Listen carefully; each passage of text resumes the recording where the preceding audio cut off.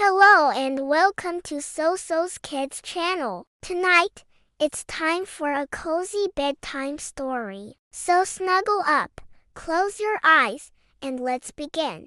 One early morning, Soso woke up to the sound of chirping birds outside her window. They weren't just singing, they were talking. She sat up in bed, listening carefully. Tweet-twee-chirp, one bird called. Another answered, chirp-chirp-trill. Soso whispered, "Are they saying something? Are they talking to each other?" She tiptoed outside into the garden and sat under the big tree. The birds fluttered above, flapping gently, singing melodies that danced with the wind. Soso closed her eyes. She breathed slowly. She listened with her heart. Suddenly, a tiny blue bird landed beside her. It tilted its head and looked right at her. Then it sang, "Trill who peep." Soso smiled and whispered back, "Trill,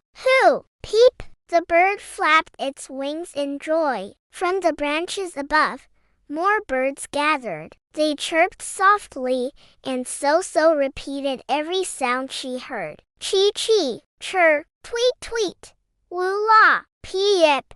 And little by little, Soso began to understand. The birds weren't just making sounds. They were saying things like, "Good morning. The sun is warm today.